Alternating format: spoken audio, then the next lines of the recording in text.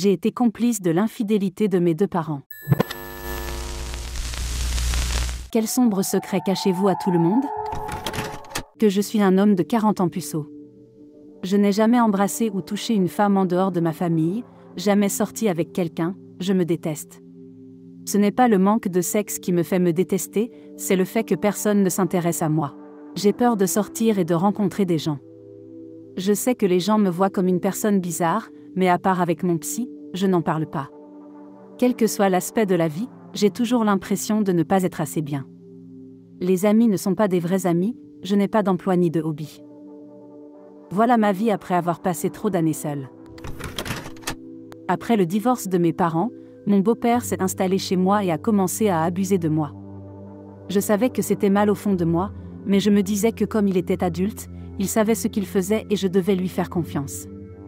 Une nuit, ma sœur l'a pris en flagrant délit, elle a paniqué et l'a dit à ma mère. Les flics sont venus et il a été arrêté. Je n'avais que 9 ou 10 ans, donc tout est flou. Un jour, quelques mois plus tard, nous rentrions de l'école et nous avons vu le van de mon père devant la maison. Nous n'étions pas autorisés à entrer et nous avons vu des sacs poubelles dehors. Mon père nous a dit que ma mère l'avait appelé plus tôt dans la semaine et lui avait dit que s'il ne venait pas nous chercher, elle se débarrasserait de nous. Elle ne voulait pas sortir et nous parler alors qu'on était en pleurs. Mon père vivait dans un autre département, ce qui signifiait que nous devions quitter nos amis et notre ville natale. Nos amis ont couru après la camionnette pendant que nous partions. Pendant quelques années, elle n'a pas voulu nous parler parce qu'en fait, elle avait permis à mon beau-père de revenir et c'est pourquoi elle est restée à l'écart. Je suppose qu'elle ne voulait pas nous affronter après ce qu'elle avait fait. Elle avait choisi un homme qui avait abusé de son enfant plutôt que ses propres enfants. Plus tard, nous avons fini par avoir une relation avec elle à nouveau, mais on voyait qu'elle n'allait pas bien du tout mentalement.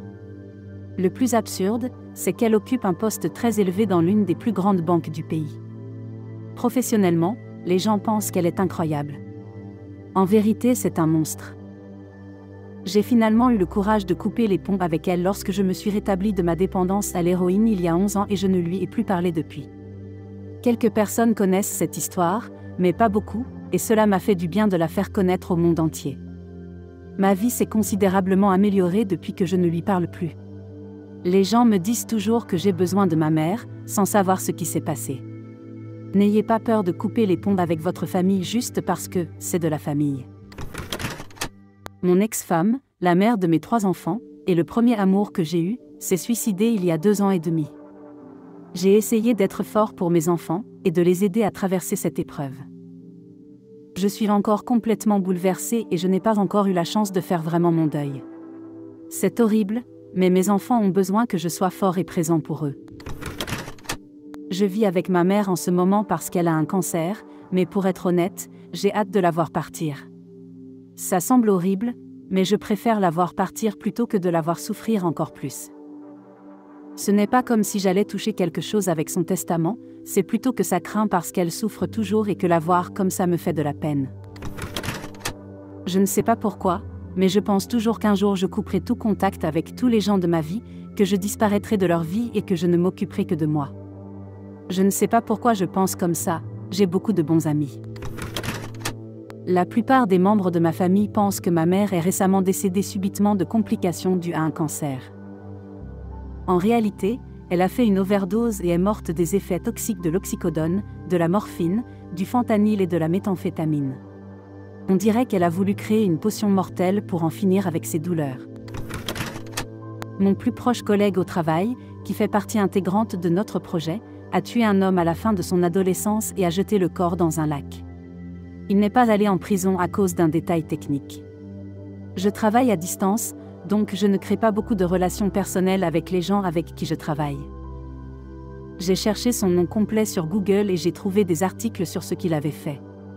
Ça m'a fait peur au début, mais je m'en suis remis. Je me demande si quelqu'un d'autre le sait, c'était il y a plus de 40 ans. Il va bientôt prendre sa retraite et je pourrai alors en parler à un autre collègue. Je ne veux pas remuer le couteau dans la plaie. J'ai été complice de l'infidélité de mes 2 parents. À l'âge de 5 ans, ma mère a trompé mon père pendant qu'il était déployé et mon frère m'a dit ce qui se passait et que je ne devais en parler à personne. Mon père a couché avec sa secrétaire 2 ans plus tard, pendant quelques années, et m'emmenait même à des rendez-vous avec elle en disant à ma mère que nous allions au cinéma. Il m'emmenait chez elle et demandait à sa colocataire de me surveiller pendant qu'il sortait seul ou qu'il traînait dans sa chambre. Ils sont toujours mariés, je ne sais pas si l'un ou l'autre le sait. Ils sont toujours ensemble après toutes ces années. Quand j'avais 10 ans, j'ai été victime d'un pédophile. Une professeure, une femme, et personne ne m'a cru. C'est un détail important qui explique pourquoi j'ai fait ce que j'ai fait plus tard. Il y a plusieurs années, je l'ai vu pendant que je faisais du shopping. D'abord, j'ai eu peur. Puis j'ai réalisé que je n'avais plus 10 ans. J'étais un homme adulte de 25 ans. Je l'ai traqué pendant des semaines, je l'ai vu travailler comme enseignante, je l'ai trouvé sur les réseaux sociaux, je me suis introduit dans le groupe Facebook de rencontres, Cougar, auquel elle appartenait.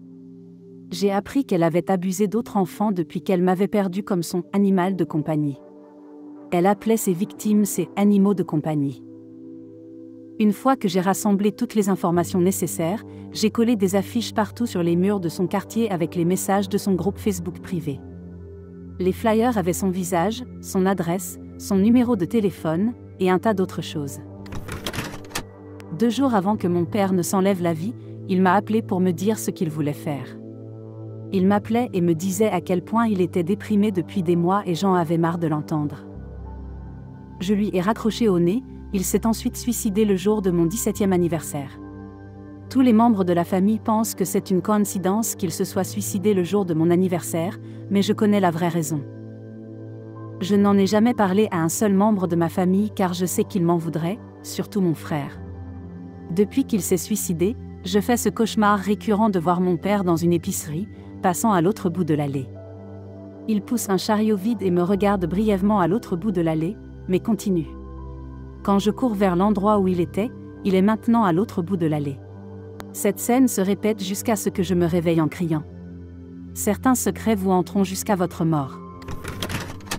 J'ai été un alcoolique toute ma vie d'adulte. J'avais l'habitude de boire toute la journée, tous les jours. Avant le travail, au travail et après le travail. Il m'arrivait de m'endormir pendant ma pause déjeuner ou en quittant le travail et de devoir mentir à mes amis et à ma famille qui étaient inquiets et se posaient des questions. Aujourd'hui marque 185 jours de sobriété. Si vous lisez ceci et que vous luttez actuellement, n'abandonnez pas. Des jours meilleurs sont à venir. J'aime tellement mes enfants, mais je déteste être parent. Ma vie avant les enfants me manque beaucoup et je déteste dire ça parce que j'ai vraiment des enfants géniaux. Honnêtement, je me suis sentie si seule pendant si longtemps à ce sujet parce que lorsque j'essaie d'en parler avec mes proches ou les gens dont je suis proche, je suis jugée et on me dit que je ne devrais pas dire ce genre de choses. J'aime vraiment beaucoup mes enfants et je ferai absolument n'importe quoi pour eux, mais c'est tellement difficile d'être parent parfois. Quand j'avais 5 ou 6 ans, mon père et ma mère se disputaient presque tous les jours. Je faisais une sieste sur le canapé quand ma mère est entrée, très énervée, et m'a réveillée en sursaut. Elle m'a demandé si j'avais vu la fille que mon père avait ramenée à la maison. Je m'en suis toujours voulu parce que je n'avais vu personne d'autre que mon père toute la journée, je suis presque sûre qu'il jouait à des jeux vidéo comme d'habitude, mais pour une raison quelconque, dans mon cerveau d'enfant endormi, j'ai répondu oui. J'ai dit qu'elle était avec lui dans leur chambre. Honnêtement, je ne sais pas pourquoi j'ai menti comme ça, mais ils ont divorcé peu après et j'ai toujours pensé que c'était de ma faute. Jusqu'à ce que je découvre récemment que ma petite sœur est en fait ma demi-sœur, mais c'est une toute autre histoire. Merci d'avoir écouté jusqu'à la fin, n'hésitez pas à vous abonner et à aimer la vidéo. Vous pouvez aussi partager vos propres histoires en commentaire et suggérer des thèmes pour les prochaines vidéos.